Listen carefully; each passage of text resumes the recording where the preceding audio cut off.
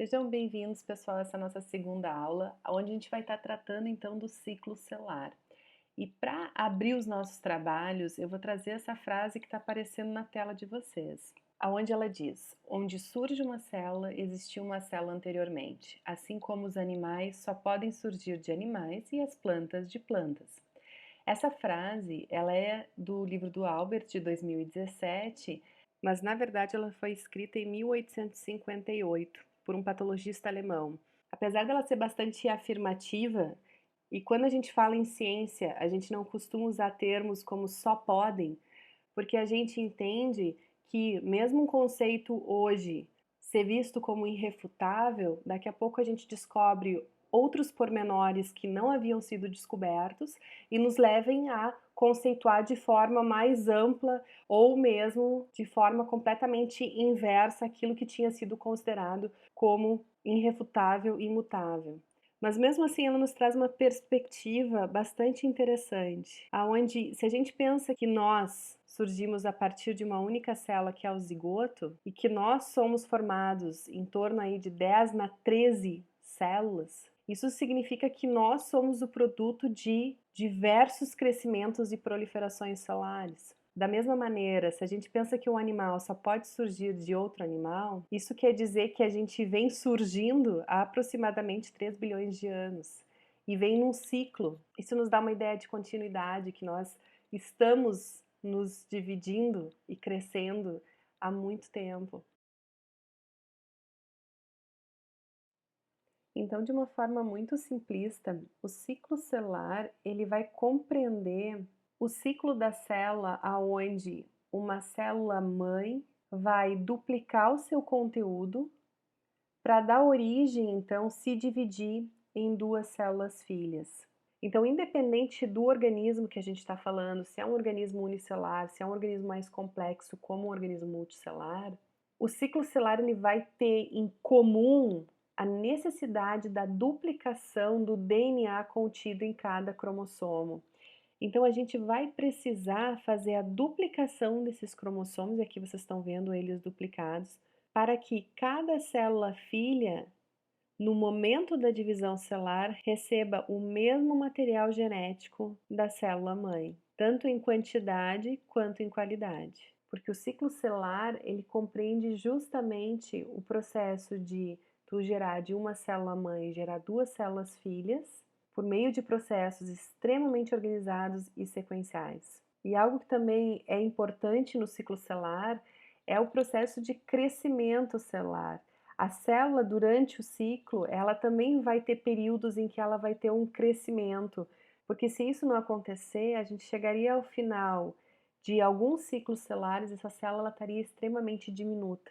Então, essa célula tem que crescer, ela tem que duplicar o seu conteúdo, e por duplicar o seu conteúdo, não seriam somente os cromossomos, mas também organelas, para que cada célula receba uma quantidade e uma qualidade de material, DNA, organelas, matriz citoplasmática, etc., que permitem a sobrevivência delas e, posteriormente, se for necessário, a replicação delas também para outras células filhas.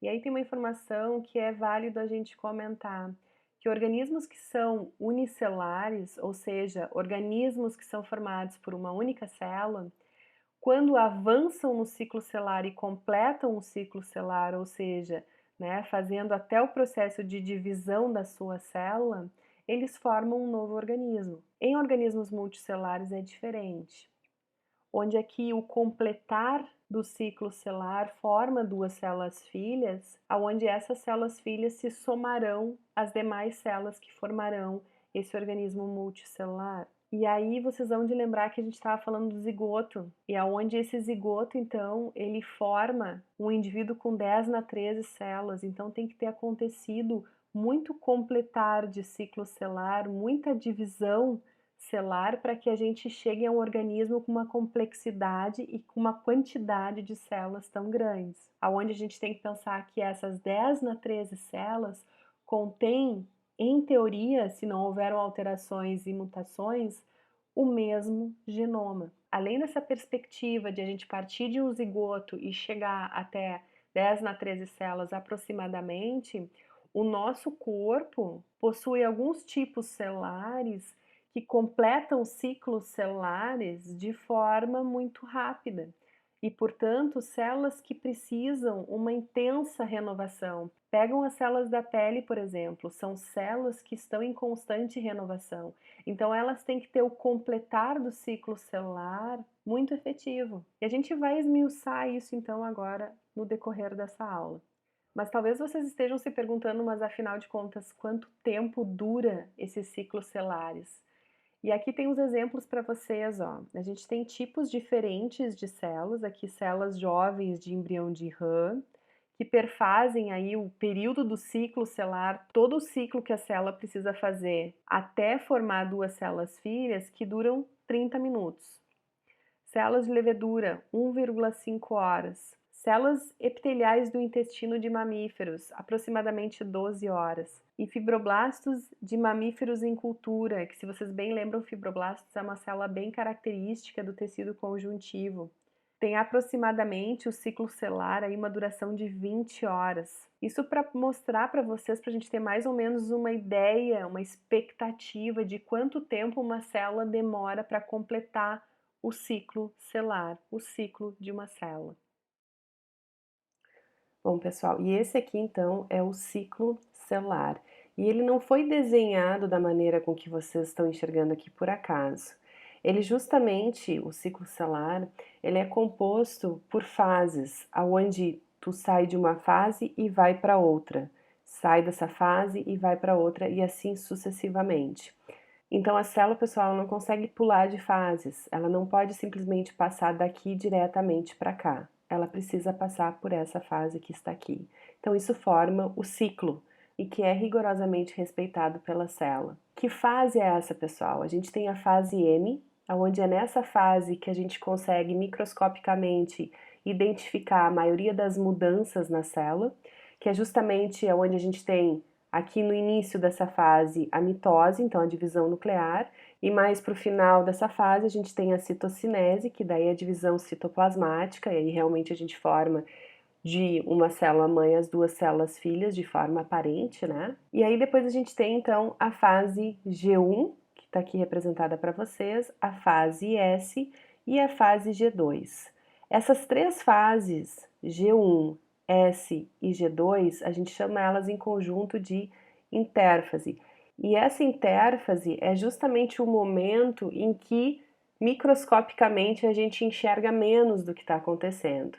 Mas isso não significa que não está acontecendo nada. Obviamente que está acontecendo. A gente tem aqui a fase S, e é justamente nesse momento aqui do ciclo celular em que a célula vai estar duplicando todo o seu DNA, fazendo um processo de replicação que vai ser a aula que a gente vai trabalhar na semana que vem. Mas como eu tinha falado anteriormente para vocês, se a gente quiser de uma célula-mãe dar origem a duas células filhas com condições de sobrevivência, a gente vai ter que dar aporte a essas células filhas não somente de um DNA replicado. A gente também tem que ter uma certa quantidade de proteínas e organelas o suficiente para ambas as células filhas.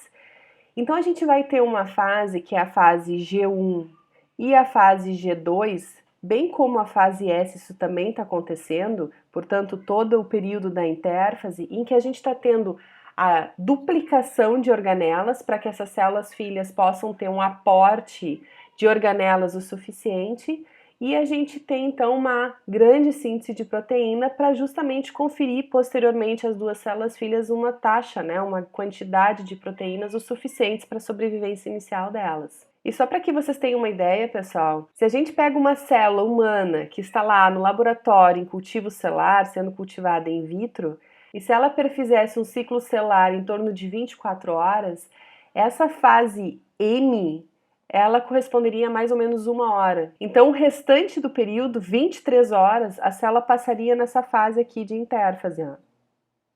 Então, essa fase da intérfase aqui, pessoal, é o momento mais demorado para a célula, onde o foco dela está na síntese de proteína, está na duplicação de organelas, está no aumento, no crescimento dela como um todo. E, evidentemente, a replicação do DNA, né, exclusivo aqui dessa fase S. Isso que eu acabei de falar para você cessa nessa fase M aqui, pessoal, onde a célula então não vai estar mais preocupada com a síntese de proteína, duplicação de organelas, aumentar a massa celular, ela não está mais preocupada com esse crescimento celular, e sim preocupada com a divisão celular. Então, de forma geral, pessoal, o ciclo celular ele vai estar permitindo a divisão celular e o crescimento da célula, divisão celular, crescimento da célula, exatamente na ordem que vocês enxergam aqui. E dando um pouquinho mais de atenção, então, pessoal, para essa fase G2 e a fase G1, ambas designadas com esse G aqui, ó. E esse G quer dizer gap, então significa um intervalo, né? Então se considera no ciclo celular que o G1 e o G2 seriam os momentos de intervalo da célula. Mas intervalo não significa que a célula parou. Significa simplesmente que ela não está preocupada em fazer divisão nuclear, divisão citoplasmática, ou estar replicando o seu DNA. Mas nessas fases aqui de G1 e G2, pessoal, ela continua com o crescimento celular. Então, ela continua duplicando suas organelas, ela continua com alta síntese de proteína. Mas ela não tem coisas específicas como a replicação do DNA e, né, a divisão nuclear e citoplasmática. Então, seriam as regiões de intervalo para a célula. E ambos esses momentos, eles são extremamente importantes porque permite que a célula, entre aspas, pare, né, toma um matezinho e vê se está tudo certo. Vê se os estímulos externos estão adequados, no sentido de, não, tu deve sim proliferar porque o meio externo está precisando que tu prolifere. Permite que ela confira também o meio interno dela. Será que eu estou pronta para, no caso da fase G2, entrar numa divisão nuclear e citoplasmática? E no caso da fase G1, eu estou pronta para fazer a replicação do DNA? Então, permite esses momentos de pausa de verificação. E tem outra particularidade em relação a essa fase G1 aqui, pessoal. Aonde uma célula, logo que ela termina a fase M e, portanto, entraria na fase G1, a célula vai perceber o ambiente, ela vai sentir o ambiente. E caso o ambiente tenha estímulos para que essa célula prolifere, ela vai adentrar e vai percorrer a fase G1. Mas caso não exista no ambiente um estímulo para que ela faça a proliferação celular, essa célula ela pode permanecer numa fase que a gente chama de fase G0, onde essa célula, pessoal, ela pode permanecer nessa fase G0 por horas, por dias, por semanas ou mesmo ao longo de sua vida. Então, no nosso corpo, pessoal, tem células que proliferaram até um certo momento, a partir disso não proliferam mais e só vão proliferar se receberem algum estímulo, seja, por exemplo, algum tipo de lesão ao tecido que faz com que elas saiam da fase G0 delas e adentrem a fase G1 e aí passam, né, a fase S, fase G2 e fase M. Mas essa fase G0, ela é igualmente importante, tem muitas células que permanecem nessa fase ao longo da vida. Então, o ciclo celular, pessoal, ele é extremamente importante para o nosso organismo. E em função disso, é impreterível que ele tenha um sistema de controle do ciclo celular. E nesse primeiro momento, a gente vai entender um pouquinho de como é que se dá esse controle para que depois a gente consiga, em outros momentos, entender o que esse desequilíbrio pode causar. Então, essa imagem que está aparecendo para vocês, ela é similar à imagem que a gente estava vendo anteriormente, onde a gente tem algumas informações adicionais e outras informações foram suprimidas.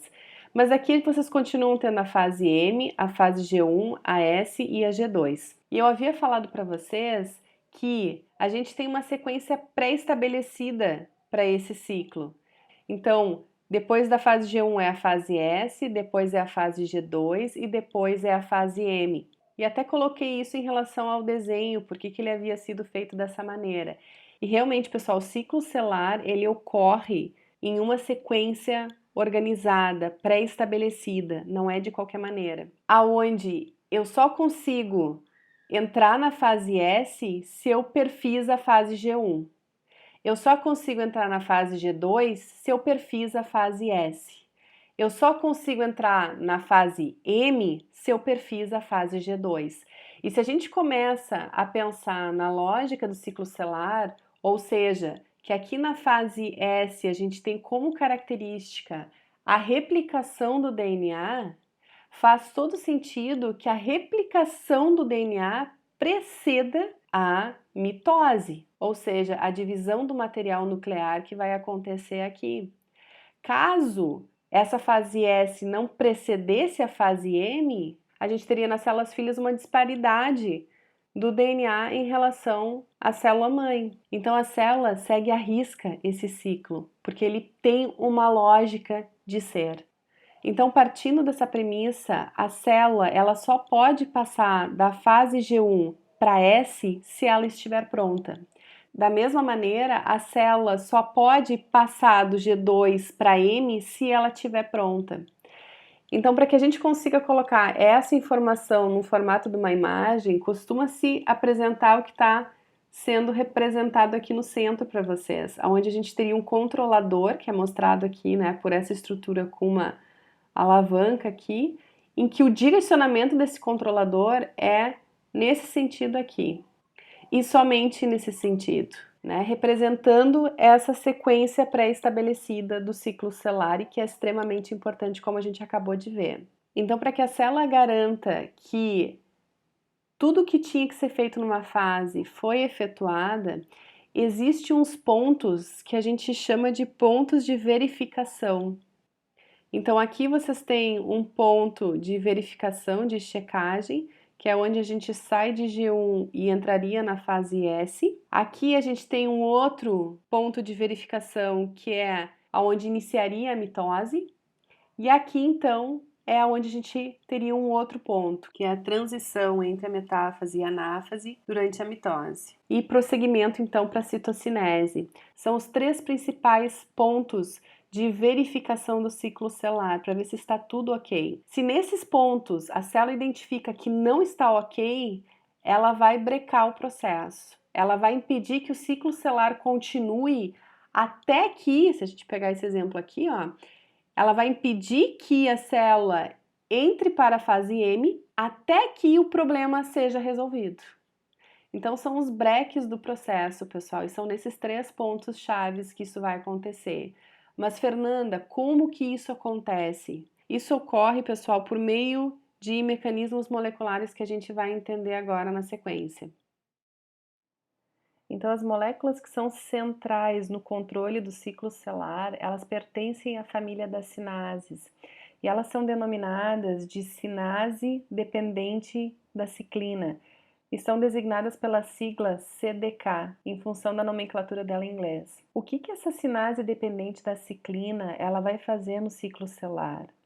Ela vai promover a fosforilação de proteínas intracelulares que estão lá dentro da célula e que iniciam ou de alguma maneira regulam os principais eventos do ciclo celular. Então, o ciclo celular ele é iniciado, desencadeado por diferentes proteínas. Só que muitas vezes, para que essas proteínas se tornem ativas ou inativas, elas precisam do processo de fosforilação.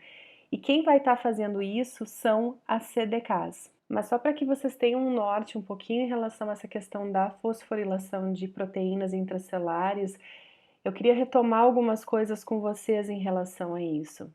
Bom, e aí eu queria que vocês olhassem então essa imagem aqui, pessoal, embaixo aqui à direita do vídeo de vocês. Vocês têm aqui então uma proteína que vai ser fosforilada. E geralmente a fosforilação ela se dá na cadeia lateral de serina, treonina ou tirosina. São os aminoácidos de preferência, né, para ocorrer a fosforilação. E a cinase, então, ela vai catalisar esse processo, que é um acréscimo, então, na cadeia lateral, aqui no caso do aminoácido serina, de um grupamento fosfato, como vocês estão visualizando aqui, ó. E esse processo ele pode ativar ou desativar essa proteína que está aqui. Isso é dependente da proteína que está envolvida, evidentemente, e do local em que essa fosforilação ela acontece. Então, dependendo da proteína, pode ser ativado mediante a fosforilação ou desativado. E dependendo do local em que essa fosforilação acontece na mesma proteína, também pode levar a ativação ou desativação. Quando acontece a remoção desse grupo fosfato aqui, ó, tu tem a perda tu retorna então ao estado que ele estava antes. E geralmente quem faz essa desfosforilação são proteínas fosfatases, elas que têm essa capacidade. Então, quando a gente fala em fosforilar, geralmente proteína sinase envolvida. Quando a gente fala em desfosforilar, possivelmente estão envolvidas proteínas fosfatases. Só para deixar esse conceito claro para vocês, e as proteínas que a gente está trabalhando agora no ciclo celular, que são as grandes comandantes aí do espetáculo de regulação, são as CDKs, que são sinases. E aí eu gostaria de levar vocês para essa imagem aqui em cima, pessoal, para que a gente possa falar sobre ATP e ADP. O ADP se traduz em difosfato de adenosina, pois ele é formado aqui então por uma adenina, por uma ribose, justificando a adenosina, e difosfato porque ele tem 2 fosfatos. O que acontece? Se vocês bem lembram lá, quando vocês viram mitocôndria, a mitocôndria ela é grande produtora de energia. Só que ao produzir energia, se essa energia ela não é armazenada, ela vai ser dissipada na forma de calor. Então, como que a célula retém essa energia? Ela pega um fosfato inorgânico e liga ao ADP. E assim, a energia ela fica retida na forma de uma ligação química. Ao romper essa ligação aqui, a gente tem aquela liberação de energia novamente. Mas ao formar essa estrutura que vocês estão vendo aqui, ó, a gente forma o ATP, que era justamente quem a gente estava utilizando aqui embaixo. O ATP, por sua vez, é o trifosfato de adenosina. A gente tem 3 fosfatos aqui presentes. Quando, no caso da proteína sinase, existe a necessidade de fosforilar alguma proteína, se remove esse grupo fosfato terminal que vocês estão enxergando aqui do ATP. E esse grupo aqui, ó, ele serve então para fosforilar a proteína na cadeia lateral então do aminoácido. E aí sim a gente converte um ATP em ADP, só para que vocês entendam o que vocês estão visualizando e da onde está saindo esse fosfato que vocês estão enxergando aqui. Então o ADP e o ATP, eles são carreadores de energia e grupo fosfato fantástico para o nosso organismo, né? Mas bom, pessoal, quando a gente faz esse tipo de processo aqui de fosforilação, no caso da proteína sinase, e desfosforilação, no caso da proteína fosfatase, a gente pode ou ativar ou inativar uma proteína. E aí eu queria que vocês dessem uma atenção especial para essa imagem aqui à esquerda do vídeo de vocês. Onde aqui vocês teriam uma proteína inativa, onde a sinase, então, ela vai catalisar a fosforilação dessa proteína, tornando ela ativa. A fosfatase em si vai remover esse grupamento fosfato, o que leva novamente à inatividade da proteína. Como eu falei para vocês, assim, a gente ativa e inativa a proteína sem necessariamente tirar ela do meio para que a atividade dela seja suprimida, economizando então energia para o nosso corpo de produção de novas proteínas. No entanto, a fosforilação, ela pode também inativar uma proteína. Então, uma proteína que está ativada quando não fosforilada, quando ela se fosforila, por intermédio então de uma sinase, ela se torna inativa. E de novo, para que ela se torne ativa, ela tem que perder esse grupo fosfato. Então, ela precisa sofrer a ação da fosfatase, para que esse fosfato seja adequadamente removido e ela se torne ativa. Então, vai depender do tipo de proteína. Mas essa imagem aqui é para que vocês entendessem o processo de fosforilação, que é um processo extremamente importante, que é uma coisa que vocês já podem vislumbrar, que vocês vão usar bastante, vocês vão escutar bastante, dentro de um contexto, então, das sinases dependente da ciclina, das CDKs, que atuam no ciclo celular, fosforilando proteínas que estão relacionadas com o decorrer aí do ciclo celular, do efetivamente fazer o ciclo celular acontecer. E como essa sinase dependente da ciclina, pessoal, essas CDKs, elas têm essa atividade regulatória, fosforilando então proteínas intracelulares que estão relacionadas com o ciclo, é mais do que evidente que a gente pense que a atividade delas vai variar, né, aumentando a atividade e às vezes reduzindo a atividade de acordo com o andar no ciclo celular. Então, dependendo de quando a gente olha o ciclo celular, a gente pode ter uma maior atividade dessas sinases ou uma menor atividade. E eu estou pontuando bem atividade para vocês, pessoal, por quê? Porque em quantidade as CDKs não se alteram. Elas realmente se alteram em relação à atividade delas. E vocês vão entender isso a partir do momento em que a gente agora falar a respeito desse outro componente que vocês estão enxergando aqui, ó, fazendo essa conjuntura aqui com a CDK, que são as ciclinas. O que acontece? Essas ciclinas, elas são extremamente importantes para o funcionamento da CDK, ao ponto que a CDK ela só é funcional quando ligado a uma ciclina. Então a ciclina, elas são os reguladores da CK. E elas sim vão sofrer durante o ciclo celular síntese e degradação no decorrer dele. E a gente vai falar a respeito de 3 ciclinas que formam complexo com essa CDK, aqui vocês estão enxergando complexo, em diferentes momentos do ciclo celular. E a gente já vai ver a importância delas. Então, fazendo um apanhado geral, pessoal, para que a CDK funcione, ela tem que formar um complexo com a ciclina. Então, essas ciclinas são as reguladoras da CK. Enquanto que no meio intracelular a quantidade de CDKs não se altera, as de ciclina se alteram. E isso leva, então, a um aumento ou redução da atividade das CDKs, já que são as ciclinas que são as reguladoras da CDK. E a CDK, por si, vai lá e fosforila proteínas relacionadas com o ciclo celular, proteínas intracelulares. Vamos entender agora um pouquinho de como é que funciona esse complexo aqui, pessoal. Então, pessoal, agora a gente vai usar essa imagem aqui, ó, que é semelhante à imagem que a gente já vinha utilizando, ela só foi espichada aqui para vocês, né? Não está mais numa conformação circular, para que a gente consiga ver outros detalhes importantes do ciclo celular, colocando agora nessa conjuntura as ciclinas e as CDKs. Então, esse complexo que se forma. Aqui vocês têm, então, a fase G1, fase S, fase G2 e a fase M, que agora vocês bem conhecem. E o que acontece? Os eucariotos, eles têm diferentes tipos de CDKs e diferentes tipos de ciclina. E as ciclinas, elas têm 4 classes, aonde 3 dessas classes precisam estar, no caso dos eucariotos, para o comando, então, desse ciclo celular. E essas 3 classes vocês estão enxergando aqui em cima, ó, elas recebem, e por conveniência nossa, né, o nome de G1S, ciclina, justamente porque ela está nessa fase aqui, nesse momento aqui. A gente tem a S-ciclina e a M-ciclina. Então, essa ciclina aqui, pessoal, G1S, é onde a gente vai estar concentrando os nossos esforços nesse primeiro momento. Então, essa ciclina G1/S, ela tem um aumento da sua expressão justamente aqui nessa fase G1, aonde ela vai se ligar à CDK formando o complexo G1/S-CDK. Aqui está ele, esse complexo, ó.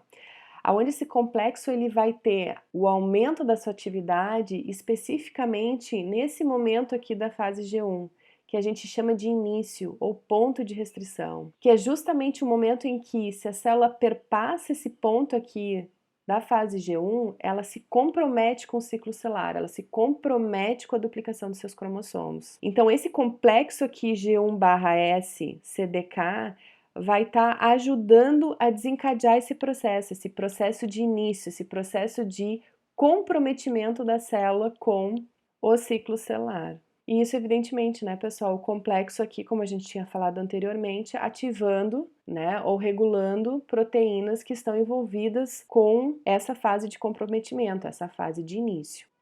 E se a gente olhar com mais atenção, então, essa imagem, a gente vai ver que os níveis de G1S ciclina, eles estão representados nessa linha azul aqui pra gente, aonde esses níveis eles vão aumentando, aumentando e chegam ao seu pico máximo nesse ponto de início que a gente estava comentando anteriormente, nesse ponto de restrição. E ele segue até o início da fase S, aonde então ele decai. Então, os níveis de G1S ciclina, eles vão decair na fase S e eles continuam assim até o final do ciclo celular. Isso faz com que o complexo G1S-CDK tenha maior atividade justamente nesse período, fosforilando proteínas relacionadas então com essa etapa, como a gente estava comentando. A outra ciclina que a gente tem, a outra classe de ciclina que a gente tem é a S-ciclina. E vocês podem ver que ela inicia o aumento da sua quantidade na célula justamente nesse ponto de início, nesse ponto de restrição. E ela vai aumentando, e ela chega ao seu ponto máximo justamente quando começa a fase S. E ela vai se manter constante até a fase M, as partes mais iniciais ali da fase M. Essa S-ciclina, pessoal, tendo essa característica, esse aumento justamente nesse momento, é importante porque ela vai se ligar, como vocês já bem sabem, a CDK, formando esse complexo SCDK, e esse complexo aqui, pessoal, vai ajudar bastante na estimulação da duplicação dos cromossomos que acontece na fase S. Então ela começa a subir a expressão dela, né? Começa a aumentar a quantidade dela na célula, chegando ao seu máximo justamente quando ela precisa estar no seu máximo. E ela vai seguir com esse platô que vocês estão enxergando aqui, ó, até a fase da mitose, porque essa S-ciclina, ela também contribui nas etapas iniciais da mitose, por isso que ela segue. Depois ela cai os seus níveis e segue com uma baixa expressão até o final do ciclo celular. E a última classe que a gente vai comentar aqui das ciclinas é a hemiciclina. E olha como que ela aparece aqui para nós, a quantidade dela, a expressão dela na célula. Se a gente pega lá do início, ela está com uma quantidade baixa, ó. Continua baixa, até que chega então na fase G2 e ela começa a aumentar a sua quantidade na célula. E ela chega no seu máximo justamente no início da fase M. E isso é importante que aconteça, pessoal, porque é justamente nesse momento aqui em que essas CDKs que formam o complexo MCDKs precisam estar mais estimuladas, ter uma atividade maior, porque elas vão, nesse momento, estimular a célula a entrar em fase de mitose. Então, a gente precisa muita CDK envolvida, né, muita CDK ativada, com uma atividade grande, para que a célula efetivamente consiga adentrar a fase de mitose. E para isso, como vocês bem sabem, a gente precisa de uma grande expressão aí das hemiciclinas para formar esse complexo. Mas chega num determinado momento que a hemiciclina também cai. Bom, e ao contrário do que a gente vinha comentando até esse momento, aonde para a gente passar dessa fase aqui de início, a gente ativava a CDKs, havia fosforilação de proteínas, né? O mesmo acontecia aqui nesse início de fase S, em que novamente ativação de CDKs, fosforilação, aqui com as MCDKs a mesma história. Até agora a gente vinha trazendo o ciclo celular num processo de fosforilação, onde a gente prossegue no ciclo pelo aumento de uma determinada ciclina, ativação da CDK e a CDK então fazendo seu papel na fosforilação das proteínas relacionadas com aquele momento, com aquela atividade. Nessa fase M aqui, pessoal, entre metáfase e anáfase, essa logística ela muda. Ao invés da gente ter as hemiciclinas fazendo todo esse processo junto com as CDKs e o processo de fosforilação, a gente vai ter que ter aqui nesse momento, para que continue a transcorrer o ciclo celular, um processo de degradação. Um processo de degradação de quem? Olhem as duas ciclinas que ainda estão com seus níveis altos na célula, a S-ciclina e a hemiciclina. Então, para que a célula consiga prosseguir, essas duas ciclinas vão ter que ser degradadas.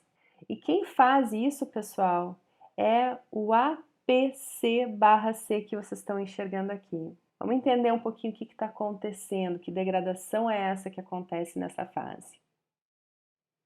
Então, a imagem que está aqui embaixo, pessoal, é a mesma que a gente estava olhando anteriormente, né? Eu só marquei aqui onde a gente vai focar, que é na degradação da S-ciclina e degradação da hemiciclina, e aqui a presença, então, do APC/C, justamente nesse momento aqui, né, da fase M, entre metáfase e anáfase. O APC/C, pessoal, é uma abreviatura para o complexo promotor da anáfase ou ciclossomo, um nome gigantesco aqui, né? Então, como que esse complexo promotor da anáfase ou ciclossomo, ele consegue, então, degradar essas duas ciclinas aqui, pessoal? É da seguinte maneira, eu tenho que transferir vocês para essa imagem aqui, ó. Aqui vocês estão enxergando o que seria a representação da APC/C inativa. Para que ela seja ativada, ela tem que se ligar a uma subunidade ativadora, que é esse CDC20 aqui. Então, ao se ligar, ela se torna ativa e ela está pronta, então, para induzir o processo de degradação da ciclina. Aqui está representado para vocês, em verde, a M-ciclina, mas isso também acontece, então, com a S-ciclina, como eu havia pontuado para vocês, mas aqui está só o exemplo dela, então. O que essa APC/C ativada ela faz? Ela vai colocar, adicionar na ciclina ubiquitinas, pessoal, que são essas estruturas que vocês estão enxergando aqui. Então, ela coloca uma série de ubiquitinas. E ela faz isso com o auxílio de duas proteínas, que é a E1 e a E2. Mas o cerne da questão é isso, ela está conseguindo adicionar na M-ciclina aqui, que é o nosso exemplo, a presença dessas ubiquitinas, formando uma cadeia poliubictinada. Isso aqui, pessoal, serve como um sinal. Um sinal para quê? Para que os proteossomos venham e degradem essa estrutura. Esse mecanismo que eu estou falando para vocês, que é colocar em uma proteína ubiquitinas, fazendo essa sinalização, é utilizada por diversas proteínas no nosso corpo para degradar elas quando se faz necessário, como aqui é o caso. Então, essa ciclina, ela vai ser degradada, porque se colocou esse sinal, essa cadeia poliubictinada aqui, que sinaliza para os proteossomos, vem e destrói essa estrutura. Isso está acontecendo com a S-ciclina também. Então, ambas chegam nessa fase aqui, entre metáfase e anáfase, e começa a reduzir drasticamente os seus níveis, em função, então, da APC/C. E isso faz com que a gente tenha uma redução, pessoal, drástica, olha aqui, ó, das ciclinas. Então, todas aquelas proteínas que haviam sido fosforiladas pelas CDKs, uma vez ativadas pelas ciclinas, elas começam a sofrer o processo inverso.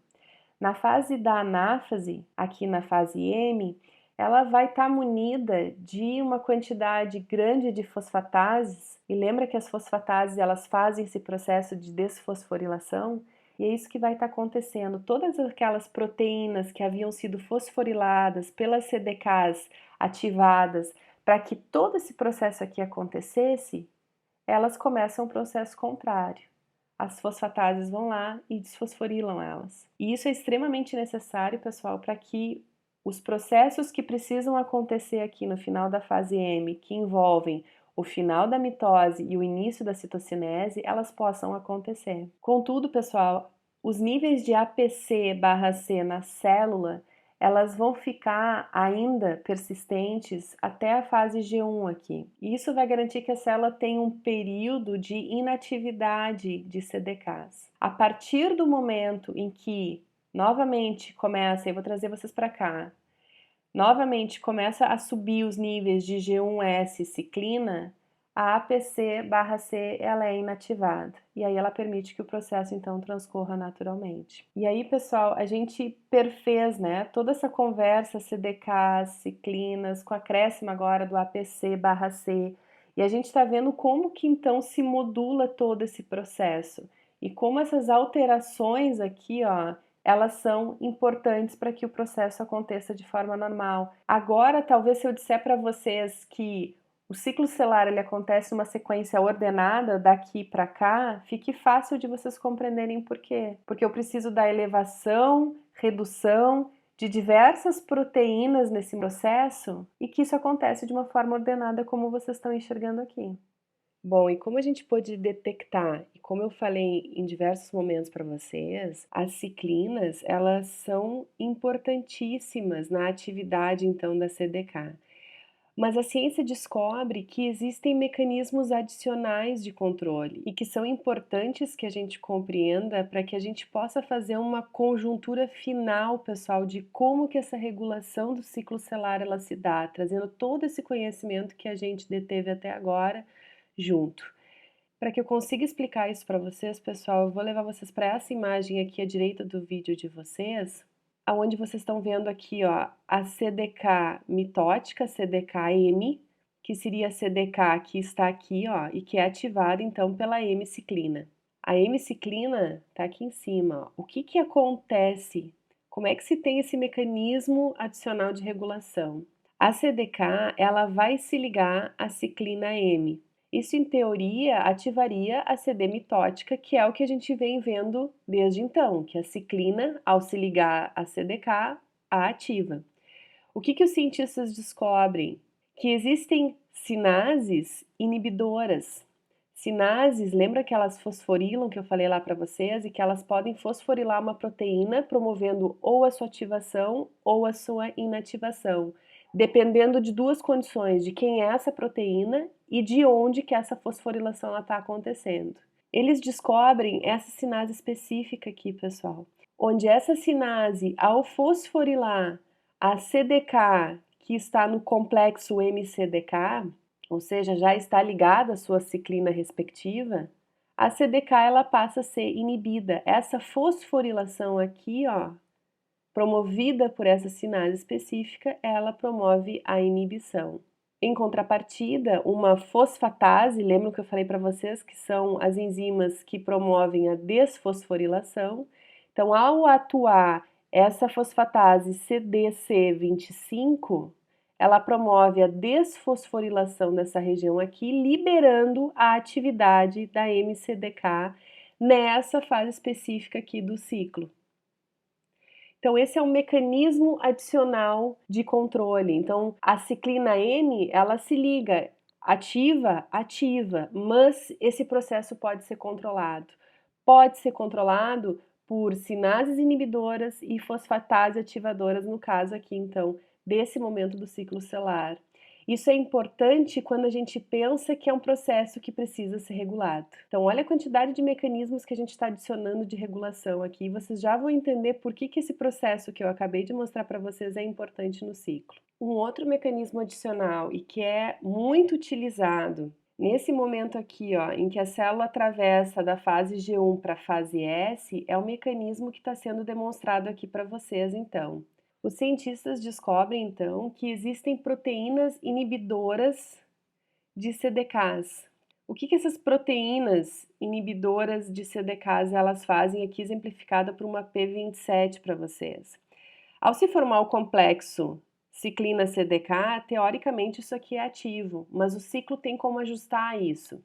Mesmo tendo altos índices, então, da ciclina, ligadas a CDK e, portanto, tornando essa estrutura aqui ativa, o ciclo celular ele consegue inativar, se for necessário. E como é que ele inativa? Essas proteínas inibidoras de CDKs, então, elas vão se ligar ao complexo ciclina-CDK. E ao fazer essa ligação, ele vai promover um rearranjo na região ativa da CDK. E esse rearranjo acaba tornando ela, então, inativa. Se depois, evidentemente, há o desligamento dessa P27, novamente se rearranja o sítio ativo e aquele sítio ativo da CDK se torna ativo e ela pode, então, fosforilar as proteínas. Então, isso tudo que eu acabei de falar para vocês são mecanismos adicionais. E quando a gente fala em mecanismos adicionais, parece que a gente remete a alguma coisa, é só uma adiçãozinha, e na verdade não é. Vocês vão ver que eles vão ter grande importância, então, na regulação do ciclo. E agora vamos tentar contextualizar tudo isso que a gente trabalhou até agora nas imagens subseguintes,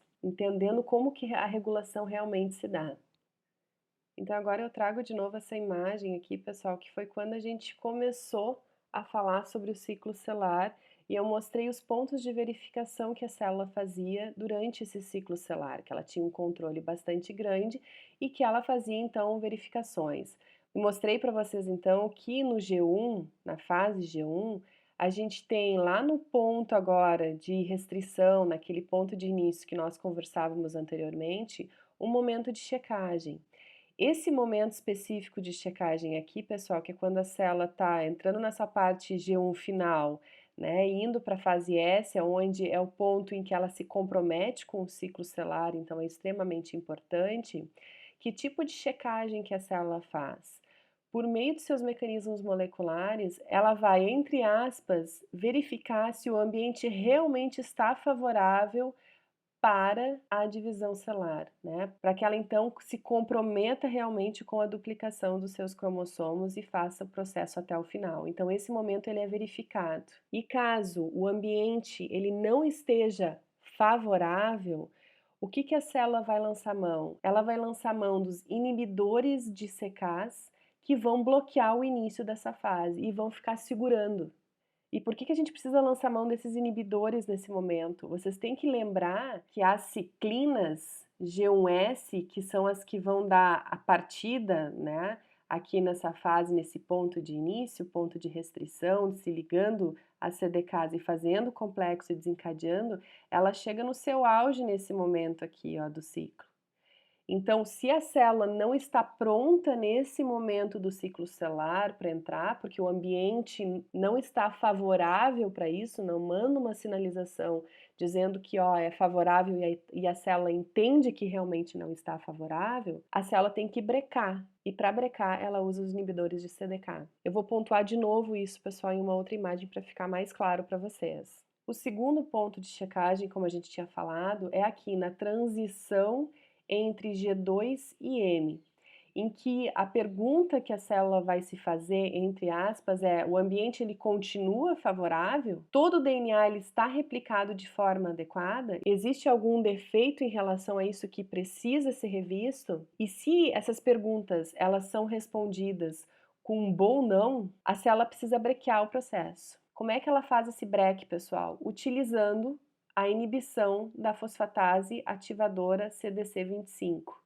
o que bloqueia esse início da mitose, que foi um processo adicional que eu acabei de comentar com vocês também, assim como eu tinha comentado sobre os inibidores de CDK na imagem anterior. Mas, de novo, vou retomar isso nas imagens que seguem agora a nossa aula. O terceiro ponto de checagem, pessoal, é aqui, ó, na transição entre metáfase e anáfase, nessa região aqui, ó, aonde vai haver a seguinte pergunta, entre aspas, que a célula vai fazer: será que todos os cromossomos estão ligados ao fuso? A gente já vai ver essa questão do fuso, mas eu imagino que vocês tenham uma lembrança disso, dos estudos anteriores de vocês, né?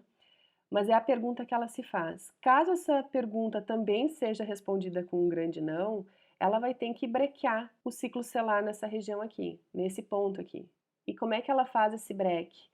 Por meio, então, da inibição da ativação da APC. Lembram que a ativação da APC/C precisava acontecer para que as ciclinas S e a ciclina C se degradassem e só assim que o ciclo ele continuaria? Então, se a gente breca a APC, ela não consegue degradar a ciclina e a hemiciclina e o processo não consegue seguir adiante. Então, vai haver um break ali até que seja resolvido, né, o processo que está brequeando, ou o defeito que está sendo visto que tem que ser arrumado. Então, até o momento em que se arrume o que está defeituoso, a célula vai se manter brequeada aqui, nesse momento. Então, são esses os 3 momentos de parada em que a célula tem controle sobre essas paradas. E ela só tem controle por causa desses tipos de inibição que acontecem aqui, né, sobre as quais a gente falou. Só para que vocês tenham bem claro, pessoal, isso que está acontecendo aqui, né, os mecanismos de frear o ciclo celular, eu vou mostrar as imagens que vêm agora em seguida para tentar consolidar melhor esse conhecimento para vocês. Então, só agora fazendo um grande resumo a respeito de tudo. O break que eu falei que acontece aqui, né, o frear do ciclo celular que pode acontecer aqui é em virtude de inibidores de CDK, que vão bloquear a passagem da fase G1 para S, né? Então, vão brequear o ciclo celular. Quem está fazendo isso, lembrem-se, né, que os cientistas descobriram proteínas inibidoras de CDK, eu usei o exemplo P27, que conseguem então ligar-se ao complexo ciclina CDK, promovendo um rearranjo então do sítio ativo da CDK e com isso ele consegue frear a atividade dela. Essa P27 só vai liberar o complexo ciclina CDK quando tiver favorável o ambiente. Favorecer o ambiente, P27 se desliga, sítio ativo da CDK se torna ativo novamente e aí o processo do ciclo celular vai transcorrer. Bom, a célula vai, chega até esse ponto aqui, o ponto entre G2 e M, que é o ponto que a gente está enxergando aqui, ó, o tempo todo, pessoal. O que que acontece? A célula vai verificar, o DNA ele está bem replicado, o ambiente continua favorável. Então, a partir do momento que a resposta para essas perguntas é não, o que que ele vai fazer? Vai brequear o ciclo. Como é que ele brequeia? Vou relembrar então para vocês na próxima imagem. Lembra que a gente estava falando a respeito desse processo? Eu mostrava essa imagem aqui para vocês, aonde a gente tem a formação então do complexo MCDK, tá aqui ele, ó. Só que ele pode ser inativado. Então, se a célula identifica, tem um problema na replicação, ou o ambiente está desfavorável, ou ambos, ela vai brequear. E como é que ela brequeia? Vem as sinases inibidoras, fosforilam a CDK, com essa fosforilação, promove a inibição da CDK. Esse complexo ele só vai ser liberado para atuar com a desfosforilação desse sítio aqui, promovido pela CDC25, quando tiver então um ambiente favorável e o DNA estiver bem replicado. E aí é liberado, né, por meio então da utilização dessas fosfatases ativadoras aqui, a CDC25. Olha ele controlando o ciclo, né? Bom, mas tá, ok, ele conseguiu perfazer então a fase G2 para a fase M, agora a célula vai ter um terceiro ponto de verificação, que é aqui. Nesse terceiro ponto de verificação, lembra que era todos os cromossomos estão ligados ao fuso? Não, na nossa célula aqui não está. Então, a gente vai ter que brequear o processo para que então a célula tenha tempo para conseguir consertar esse defeito, para que todos os cromossomos estejam adequadamente ligados ao fuso e aí sim o ciclo consiga acontecer. Para isso, ela vai usar, como a gente tinha falado, a inibição da ativação da APC/C. Vamos olhar a próxima imagem para relembrar. Que era o que eu tinha explicado nessa imagem aqui para vocês, ó. Aonde a gente tem então a hemiciclina ligada a CDK, por exemplo, mas lembra que eu salientava para vocês que isso era também o processo que acontecia aqui com a S-ciclina, por isso que ambas acabavam decaindo a sua quantidade na célula nesse momento aqui, porque ambas têm atividade dessa APC/C, aonde o que ela fazia então? Mediante a sua própria ativação por meio da CDC20, é diferente da CDC que a gente estava falando aqui, tá, pessoal? Que era CDC25, é diferente. Então, a partir do momento em que ambas se ligam, acontece um processo de ativação que, com auxílio de proteínas E1 e E2, promove a ubictinização, então, da hemiciclina, que é a colocação dessa ubictina que vocês estão enxergando aqui, formando essa cadeia, então, poliubictinada que vocês estão visualizando aqui. Isso faz com que os proteossomos consigam identificar que essa estrutura precisa ser degradada, né? Uma sinalização. E acontece a sua degradação. Tá aqui, ó, redução dos níveis da hemiciclina, isso também acontece com a S-ciclina. Só que a célula identifica aqui que não está adequado, então, a ligação dos cromossomos no fuso e ela precisa fazer com que esse processo seja brequeado, ou seja, esse processo ele precisa ser freado. A célula não pode evoluir. Para que a célula não evolua, o que se faz? Se inibe a ativação da APC. Então, essa APC não vai estar ativada nesse momento aqui. Com isso, não acontece a degradação da S-ciclina e da hemiciclina, elas permanecem altas, os seus níveis. Nesse contexto, lembrem que as proteínas envolvidas nesse processo aqui não serão desfosforiladas. E com isso, pessoal, o que acaba acontecendo? A célula se mantém nessa fase aqui, ó. Ela não consegue sair daqui, porque ela precisa, para sair daqui e passar adiante, a redução da hemiciclina e a redução da S-ciclina. Mas a APC/C não está ativada para fazer isso. Ela está inativada, porque a célula entendeu que esse momento aqui a célula ainda não está pronta para passar para o próximo processo. Ela precisa ainda trabalhar, promovendo então correta ligação entre os cromossomos e o fuso, para que a célula aí sim ative a sua APC/C, degrade a hemiciclina, degrade a S-ciclina e aí sim pode evoluir para o próximo processo. Então, pessoal, de forma geral, nós vimos, como eu tinha falado anteriormente, todo o processo de como é que ela acontece. E a gente viu que em determinados pontos a célula consegue brequear, consegue frear o ciclo celular. E por que ela freia? Para que a célula tenha tempo hábil para consertar aquele defeito, ou pelo menos tentar consertar aquele defeito. E para isso ela utiliza de diferentes mecanismos dependendo do momento do ciclo celular em que a gente se encontra. E aí vocês viram então o processo de regulação, pessoal. Vocês compreenderam o que hoje a ciência compreende do ciclo celular no sentido de controle. Então agora, pessoal, a gente vai entender um pouquinho melhor cada fase que está acontecendo aqui.